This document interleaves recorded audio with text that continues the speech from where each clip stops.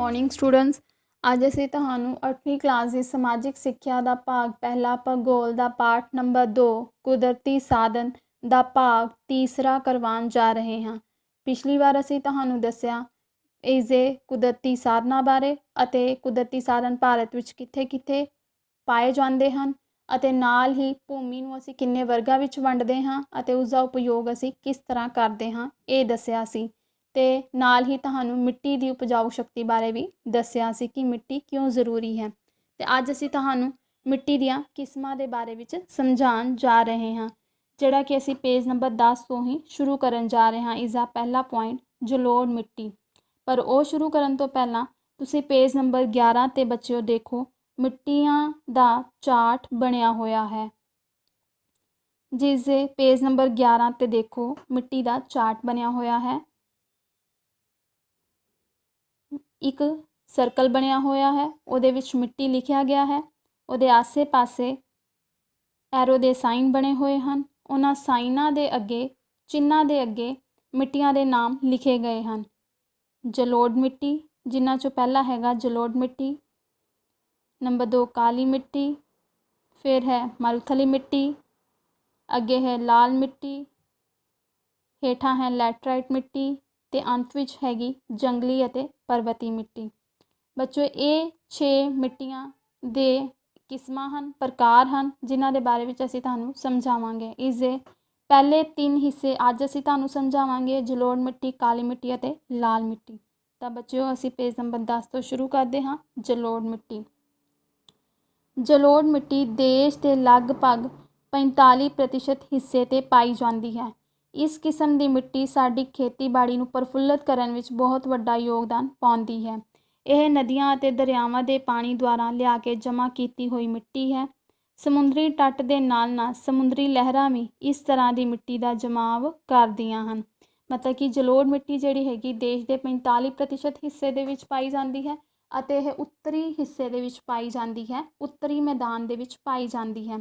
ਅਤੇ ਇਹ ਜਿਹੜੀ ਮਿੱਟੀ ਹੁੰਦੀ ਹੈ ਸਾਡੀ ਖੇਤੀ ਦੀ ਪੈਦਾਵਾਰ ਨੂੰ ਪ੍ਰਫੁੱਲਤ ਕਰਨ ਵਿੱਚ, ਮਤਲਬ ਵਧਾਉਣ ਦੇ ਵਿੱਚ ਬਹੁਤ ਵੱਡਾ ਯੋਗਦਾਨ ਪਾਉਂਦੀ ਹੈ, ਬਹੁਤ ਵੱਡਾ ਹਿੱਸਾ ਪਾਉਂਦੀ ਹੈ। ਇਸ ਦੇ ਨਾਲ ਖੇਤੀ ਦੀ ਪੈਦਾਵਾਰ ਹੈ ਜਿਹੜੀ ਬਹੁਤ ਜ਼ਿਆਦਾ ਵੱਧਦੀ ਹੈ। ਇਹ ਨਦੀਆਂ ਅਤੇ ਦਰਿਆਵਾਂ ਦੇ ਦੁਆਰਾ ਵਹਾ ਕੇ ਲਿਆਂਦੀ ਹੋਈ ਮਿੱਟੀ ਹੁੰਦੀ ਹੈ। ਮਤਲਬ ਕਿ ਨਦੀਆਂ ਅਤੇ ਦਰਿਆ ਦੇ ਪਾਣੀ ਜਿਹੜੇ ਆਪਣੇ ਨਾਲ ਬਰੀਕ ਬਰੀਕ ਕਣ ਲੈ ਕੇ ਆਉਂਦੇ ਹਨ ਅਤੇ ਧਰਤੀ ਦੀ ਸਤ੍ਹਾ 'ਤੇ ਉਸਨੂੰ ਜਮਾ ਦਿੰਦੇ ਹਨ, ਉਸੇ ਨੂੰ ਹੀ ਬੋਲਿਆ ਜਾਂਦਾ ਹੈ ਜਲੋੜ੍ਹ ਮਿੱਟੀ। ਅਤੇ ਜਿਹੜੇ ਵੱਡੇ ਵੱਡੇ ਦਰਿਆ ਅਤੇ ਸਮੁੰਦਰ ਦੀਆਂ ਲਹਿਰਾਂ ਜਦੋਂ ਉਹਨਾਂ ਦੇ ਵਿੱਚ ਉੱਠਦੀਆਂ ਹਨ ਅਤੇ ਉਹਨਾਂ ਦੇ ਨਾਲ ਵੀ ਜਿਹੜੇ ਬਰੀਕ ਬਰੀਕ ਕਣ ਆਉਂਦੇ ਹਨ ਅਤੇ ਧਰਤੀ ਦੀ ਸਤ੍ਹਾ 'ਤੇ ਉਹ ਕਣ ਜਦੋਂ ਜਮ੍ਹਾਂ ਹੋ ਜਾਂਦੇ ਹਨ ਤਾਂ ਉਹ ਵੀ ਜਲੋੜ੍ਹ ਮਿੱਟੀ ਦਾ ਨਿਰਮਾਣ ਕਰਦੇ ਹਨ। ਮਤਲਬ ਕਿ ਨਦੀਆਂ ਦੁਆਰਾ ਵਹਾ ਕੇ ਲਿਆਂਦੀ ਹੋਈ ਇਸ ਮਿੱਟੀ ਨੂੰ ਕਿਹਾ ਜਾਂਦਾ ਹੈ ਜਲੋੜ੍ਹ ਮਿੱਟੀ। ਅਤੇ ਇਹ ਸਾਡੀ ਖੇਤੀ ਦੇ ਲਈ ਬਹੁਤ ਹੀ ਮਹੱਤਵਪੂਰਨ ਮਿੱਟੀ ਮੰਨੀ ਜਾਂਦੀ ਹੈ। ਅੱਗੇ ਹੈ, ਜਦੋਂ ਹੜ੍ਹ ਆਉਂਦੇ ਹਨ ਤਾਂ ਇਸ ਪਾਣੀ ਵਿੱਚ ਘੁਲੇ ਹੋਏ ਮਿੱਟੀ ਦੇ ਛੋਟੇ ਛੋਟੇ ਕਣ ਧਰਤੀ ਦੀ ਸਤਹ 'ਤੇ ਜੰਮ ਜਾਂਦੇ ਹਨ। ਇਹ ਬਾਰੀਕ ਕਣ ਮਿੱਟੀ ਨੂੰ ਬਹੁਤ ਉਪਜਾਊ ਬਣਾ ਦਿੰਦੇ ਹਨ। ਜਲੋੜ੍ਹ ਮਿੱਟੀ ਨੂੰ ਅੱਗੋਂ ਅਸੀਂ 2 ਕਿਸਮਾਂ ਖਾਦਰ ਅਤੇ ਬਾਂਗਰ ਵਿੱਚ ਵੰਡਦੇ ਹਾਂ।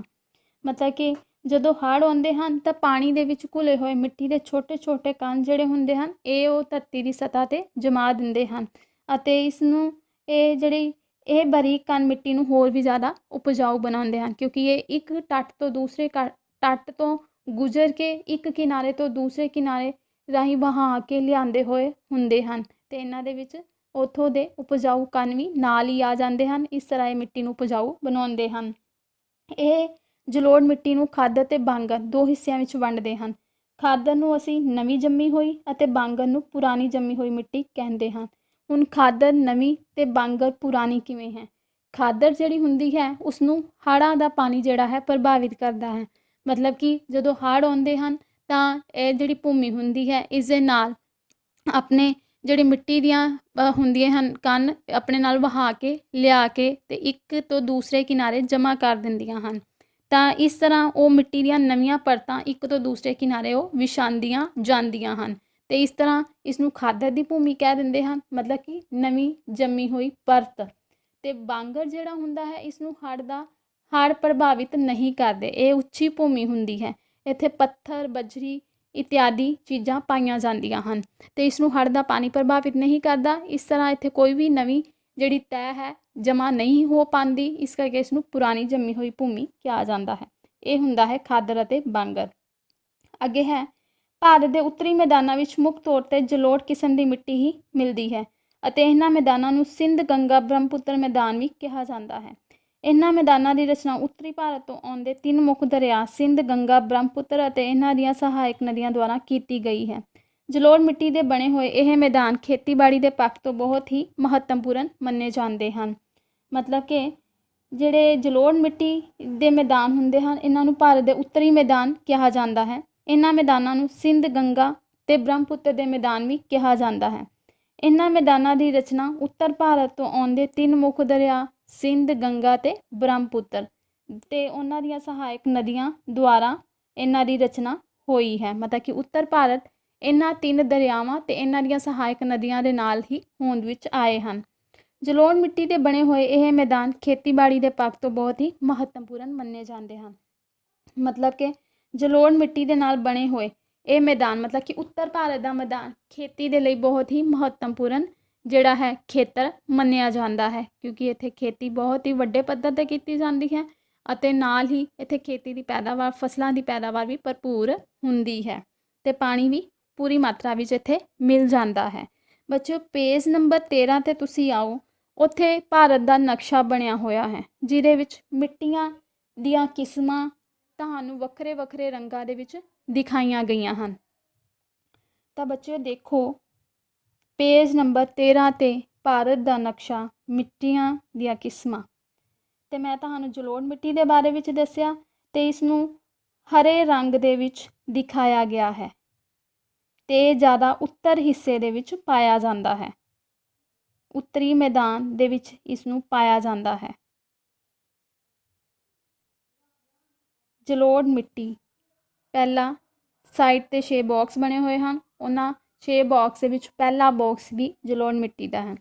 ਤਾਂ ਬੱਚੋ ਅਸੀਂ ਵਾਪਸ ਦੁਬਾਰਾ 11 ਨੰਬਰ ਪੇਜ 'ਤੇ ਆ ਜਾਂਦੇ ਹਾਂ। ਪੁਆਇੰਟ ਨੰਬਰ 2 ਕਾਲੀ ਮਿੱਟੀ। ਇਸ ਨੂੰ ਰੇਗੂੜ ਜਾਂ ਕਪਾਹੀ ਮਿੱਟੀ ਵੀ ਕਿਹਾ ਜਾਂਦਾ ਹੈ ਕਿਉਂਕਿ ਇਸ ਕਿਸਮ ਦੀ ਮਿੱਟੀ ਕਪਾਹ ਦੀ ਖੇਤੀ ਲਈ ਬਹੁਤ ਹੀ ਢੁਕਵੀਂ ਹੈ। ਕਾਲੀ ਮਿੱਟੀ ਅਗਨੀ ਚਟਾਨਾਂ ਤੋਂ ਬਣੀ ਹੋਈ ਹੈ ਅਤੇ ਦੇਸ਼ ਦੀ ਕੁੱਲ ਭੂਮੀ ਦੇ 16.6% ਹਿੱਸੇ ਵਿੱਚ ਮਿਲਦੀ ਹੈ। ਇਸ ਕਿਸਮ ਦੀ ਮਿੱਟੀ ਮੁੱਖ ਤੌਰ 'ਤੇ ਮਹਾਰਾਸ਼ਟਰ, ਮੱਧ ਪ੍ਰਦੇਸ਼, ਕਰਨਾਟਕ, ਆਂਧਰਾ ਪ੍ਰਦੇਸ਼, ਗੁਜਰਾਤ ਅਤੇ ਤਾਮਿਲਨਾਡੂ ਰਾਜਾਂ ਵਿੱਚ ਮਿਲਦੀ ਹੈ। ਮਤਲਬ ਕਿ ਇਸ ਕਾਲੀ ਮਿੱਟੀ ਨੂੰ ਰੇਗੂੜ ਅਤੇ ਕਪਾਹ ਦੀ ਮਿੱਟੀ ਦੇ ਨਾਮ ਨਾਲ ਵੀ ਜਾਣਿਆ ਜਾਂਦਾ ਹੈ। ਇਸ ਨੂੰ ਕਪਾਹ ਦੀ ਮਿੱਟੀ ਕਿਉਂ ਕਿਹਾ ਜਾਂਦਾ ਹੈ? ਕਿਉਂਕਿ ਜਿਹੜੀ ਕਾਲੀ ਮਿੱਟੀ ਹੈ ਕਪਾਹ ਦੀ ਫਸਲ ਦੇ ਲਈ ਸਭ ਤੋਂ ਜ਼ਿਆਦਾ ਉਪਯੋਗੀ ਮਿੱਟੀ ਮੰਨੀ ਜਾਂਦੀ ਹੈ। ਮਤਲਬ ਕਿ ਕਪਾਹ ਦੀ ਖੇਤੀ ਹੀ ਉੱਥੇ ਕੀਤੀ ਜਾਂਦੀ ਹੈ ਜਿੱਥੇ ਕਾਲੀ ਮਿੱਟੀ ਪਾਈ ਜਾਂਦੀ ਹੈ।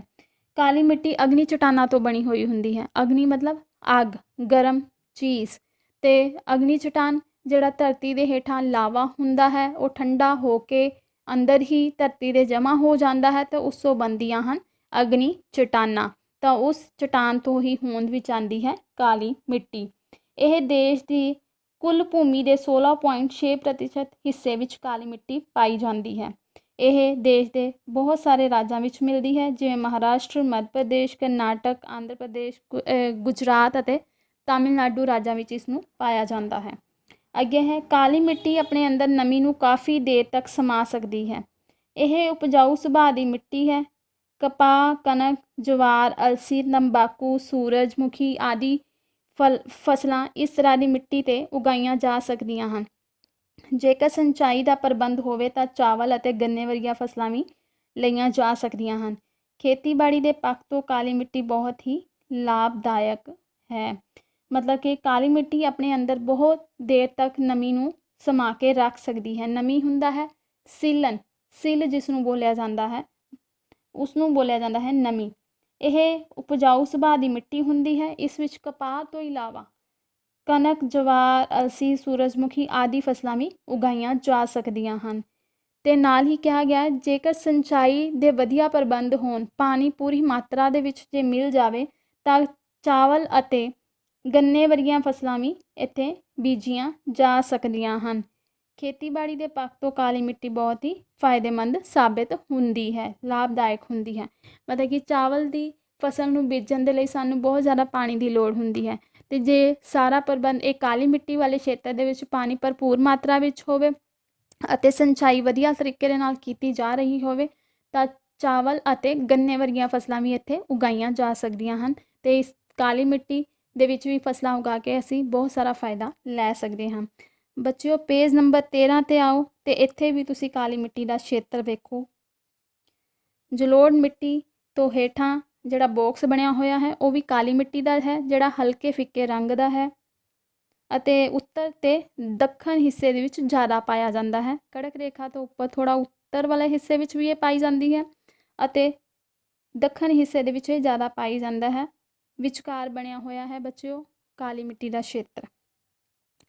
ਅਸੀਂ ਮੁੜ ਫਿਰ ਪੇਜ ਨੰਬਰ 11 ਤੇ ਹੀ ਆਉਂਦੇ ਹਾਂ ਬੱਚਿਓ। ਪੁਆਇੰਟ ਨੰਬਰ 3 ਲਾਲ ਮਿੱਟੀ। ਲਾਲ ਮਿੱਟੀ ਦੇਸ਼ ਦੇ ਕੁੱਲ ਰਕਬੇ ਦੇ 10.6 ਹਿੱਸੇ ਤੇ ਮਿਲਦੀ ਹੈ। ਇਸ ਮਿੱਟੀ ਦਾ ਨਾਂ ਇਸਦੇ ਰੰਗ ਕਰਕੇ ਪਿਆ ਹੈ। ਇਸ ਮਿੱਟੀ ਦੀ ਰਚਨਾ ਅਤੇ ਰੰਗ ਇਸਦੀ ਮੂਲ ਚਟਾਨ 'ਤੇ ਨਿਰਭਰ ਕਰਦੇ ਹਨ। ਇਸ ਤਰ੍ਹਾਂ ਦੀ ਮਿੱਟੀ ਵਿੱਚ ਚੂਨਾ, ਮੈਗਨੀਸ਼ੀਅਮ, ਫਾਸਫੇਟ, ਨਾਈਟ੍ਰੋਜਨ ਅਤੇ ਜੈਵਿਕ ਮਾਦਾ ਆਦਿ ਤੱਤਾਂ ਦੀ ਘਾਟ ਹੁੰਦੀ ਹੈ। ਫਸਲਾਂ ਉਗਾਉਣ ਦੇ ਪੱਖ ਤੋਂ ਇਸ ਕਿਸਮ ਦੀ ਮਿੱਟੀ ਜ਼ਿਆਦਾ ਉਪਜਾਊ ਹੁੰਦੀ। ਮਤਲਬ ਕਿ ਜਿਹੜੀ ਲਾਲ ਮਿੱਟੀ ਹੈ ਉਹ ਦੇਸ਼ ਦੇ 10.6 ਹਿੱਸੇ 'ਤੇ ਮਿਲਦੀ ਹੈ। ਇਸ ਮਿੱਟੀ ਦਾ ਨਾਂ ਇਸਦੇ ਲਾਲ ਰੰਗ ਕਰਕੇ ਹੀ ਪਿਆ ਹੈ, ਯਾਨੀ ਕਿ ਇਸ ਮਿੱਟੀ ਦਾ ਰੰਗ ਵੀ ਕੀ ਹੁੰਦਾ ਹੈ, ਲਾਲ ਹੁੰਦਾ ਹੈ। ਤਾਂ ਇਸ ਮਿੱਟੀ ਦੀ ਰਚਨਾ ਵੀ ਜਿਸ ਚਟਾਨ ਦੇ ਪ੍ਰਭਾਵ ਵਿੱਚ ਆ ਕੇ ਹੁੰਦੀ ਹੈ ਉਹ ਉਸੇ ਕਰਕੇ ਹੀ ਇਸਦਾ ਰੰਗ ਵੀ ਕੀ ਹੋ ਜਾਂਦਾ ਹੈ, ਲਾਲ ਹੋ ਜਾਂਦਾ ਹੈ। ਇਹ ਚਟਾਨ 'ਤੇ ਮੂਲ ਚਟਾਨ ਦੇ ਪ੍ਰਭਾਵ ਵਿੱਚ ਆਉਣ 'ਤੇ ਹੀ ਨਿਰਭਰ ਕਰਦਾ ਹੈ ਇਸਦਾ ਰੰਗ ਵੀ। ਇਸ ਤਰ੍ਹਾਂ ਦੀ ਮਿੱਟੀ ਵਿੱਚ ਚੂਨਾ, ਮੈਗਨੀਸ਼ੀਅਮ, ਨਾਈਟ੍ਰੋਜਨ, ਜੈਵਿਕ ਆਦਿ ਜਿਹੜੇ ਤੱਤ ਹੁੰਦੇ ਹਨ ਇਹਨਾਂ ਦੀ ਕਮੀ ਪਾਈ ਜਾਂਦੀ ਹੈ। ਮਤਲਬ ਕਿ ਇਹ ਫਸਲਾਂ ਉਗਾਉਣ ਦੇ ਲਈ ਵੀ ਜ਼ਿਆਦਾ ਵਧੀਆ ਮਿੱਟੀ ਨਹੀਂ ਮੰਨੀ ਜਾਂਦੀ। ਅੱਗੇ ਅਸੀਂ ਪੇਜ ਨੰਬਰ 12 ਤੇ ਆ ਜਾਂਦੇ ਹਾਂ।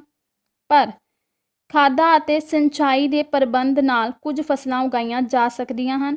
ਕਣਕ, ਕਪਾਹ, ਦਾਲਾਂ, ਆਲੂ ਅਤੇ ਫਲ ਆਦਿ ਪੈਦਾ ਕੀਤੇ ਜਾ ਸਕਦੇ ਹਨ।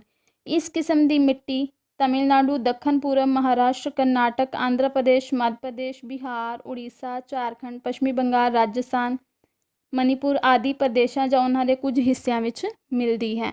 ਮਤਲਬ ਕਿ ਅਸੀਂ ਲਾਲ ਮਿੱਟੀ ਦੇ ਵਿੱਚ ਵੀ ਫਸਲਾਂ ਪੈਦਾ ਕਰ ਸਕਦੇ ਹਾਂ ਜੇ ਸਿੰਚਾਈ ਦੇ ਵਧੀਆ ਪ੍ਰਬੰਧ ਹੋਣ ਅਤੇ ਨਾਲ ਹੀ ਪਾਣੀ ਵੀ ਭਰਪੂਰ ਮਾਤਰਾ ਵਿੱਚ ਹੋਵੇ ਅਤੇ ਵਧੀਆ ਖਾਦਾਂ ਦੀ ਵਰਤੋਂ ਕੀਤੀ ਜਾਵੇ ਤਾਂ ਅਸੀਂ ਇੱਥੇ ਵੀ ਕੁਝ ਫਸਲਾਂ ਪੈਦਾ ਕਰਕੇ ਖੇਤੀ ਕਰ ਸਕਦੇ ਹਾਂ। ਉਹ ਫਸਲਾਂ ਹੈਗੀਆਂ ਨੇ ਕਣਕ, ਕਪਾਹ, ਦਾਲਾਂ, ਆਲੂ ਅਤੇ ਫਲ ਆਦਿ ਪੈਦਾ ਕੀਤੇ ਜਾ ਸਕਦੇ ਹਨ ਵਧੀਆ ਪ੍ਰਬੰਧਾਂ ਸਿੰਚਾਈ ਦੇ ਵਧੀਆ ਪ੍ਰਬੰਧਾਂ ਦੇ ਨਾਲ ਅਤੇ ਖਾਦਾਂ ਦੀ ਸਹੀ ਤਰੀਕੇ ਦੇ ਨਾਲ ਵਰਤੋਂ ਕਰਕੇ ਇੱਥੇ ਵੀ ਖੇਤੀ ਕੀਤੀ ਜਾ ਸਕਦੀ ਹੈ।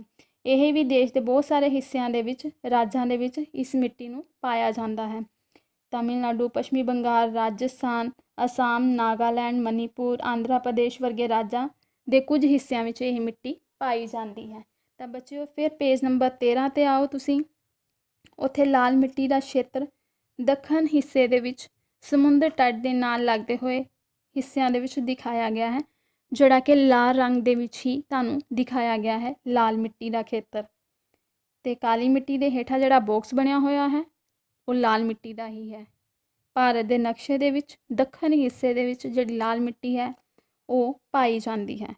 ਤਾਂ ਬੱਚਿਓ ਇਹ ਮਿੱਟੀਆਂ ਦੇ 3 ਪੁਆਇੰਟ ਪ੍ਰਕਾਰ ਕਿਸਮਾਂ ਤੁਹਾਨੂੰ ਇੱਕ ਟੌਪਿਕ ਤੀਸਰਾ ਅਸੀਂ ਤੁਹਾਨੂੰ ਕਲੀਅਰ ਕਰਵਾ ਦਿੱਤਾ ਹੈ। ਇਸ ਦੇ ਨਾਲ ਸੰਬੰਧਿਤ ਮੈਂ ਤੁਹਾਨੂੰ 5 ਕੁਐਸਚਨ ਪੁੱਛਣ ਜਾ ਰਹੀ ਹਾਂ, ਜਿਹੜਾ ਕਿ ਤੁਸੀਂ ਇਸ ਲੈਸਨ ਨੂੰ ਹੀ ਧਿਆਨ ਨਾਲ ਸੁਣ ਕੇ, ਸਮਝ ਕੇ, ਪੜ੍ਹ ਕੇ ਕਰਨਾ ਹੈ ਆਪਣੀਆਂ ਕਾਪੀਆਂ ਦੇ ਉੱਪਰ ਸਾਫ਼-ਸਾਫ਼। ਤਾਂ ਬੱਚਿਓ ਸੁਣੋ ਉਹ 5 ਕੁਐਸਚਨ। ਮਿੱਟੀ ਕਿੰਨੇ ਤਰ੍ਹਾਂ ਦੀ ਹੁੰਦੀ ਹੈ? ਇਸ ਦੇ 4 ਆਪਸ਼ਨ ਥੱਲੇ ਦਿੱਤੇ ਗਏ ਹਨ। ਇਸ ਲੈਸਨ ਨੂੰ ਧਿਆਨ ਦੇ ਨਾਲ ਸੁਣਨਾ ਹੈ, ਸਮਝਣਾ ਹੈ ਅਤੇ ਫਿਰ ਇਸਦਾ ਆਨਸਰ ਲਿਖਣਾ ਹੈ। ਅੱਗੇ ਨੰਬਰ 2, ਜਲੋੜ ਮਿੱਟੀ ਭਾਰਤ ਦੇ ਕਿੰਨੇ ਪ੍ਰਤੀਸ਼ਤ ਹਿੱਸੇ ਵਿੱਚ ਪਾਈ ਜਾਂਦੀ ਹੈ? ਇਸ ਦੇ ਵੀ 4 ਆਪਸ਼ਨ ਦਿੱਤੇ ਗਏ ਹਨ। ਇਹਨਾਂ ਵਿੱਚੋਂ ਇੱਕ ਸਹੀ ਹੈ ਜਾਂ ਕੋਈ ਸਹੀ ਨਹੀਂ ਹੈ, ਇਹ ਤੁਸੀਂ ਦੱਸਣਾ ਹੈ। ਅੱਗੇ ਨੰਬਰ 3 ਤੇ ਖਾਲੀ ਸਥਾਨ ਹੈ। ਕਾਲੀ ਮਿੱਟੀ ਨੂੰ ਰੇਗੂੜ ਜਾਂ ਡੈਸ਼ ਮਿੱਟੀ ਵੀ ਕਿਹਾ ਜਾਂਦਾ ਹੈ। ਅੱਗੇ ਸਹੀ ਜਾਂ ਗਲਤ। ਚੌਥਾ ਅਤੇ 5ਵਾਂ ਕੁਐਸਚਨ ਹੈਗਾ। ਚੌਥਾ ਕੁਐਸਚਨ ਸਹੀ ਜਾਂ ਗਲਤ। ਜਲੋੜ ਮਿੱਟੀ ਨਦੀਆਂ ਅਤੇ ਦਰਿਆਵਾਂ ਦੁਆਰਾ ਜਮ੍ਹਾਂ ਕੀਤੀ ਹੋਈ ਮਿੱਟੀ ਹੁੰਦੀ ਹੈ। ਇਹ ਤੁਸੀਂ ਦੱਸਣਾ ਹੈ ਸਹੀ ਹੈ ਜਾਂ ਗਲਤ ਹੈ।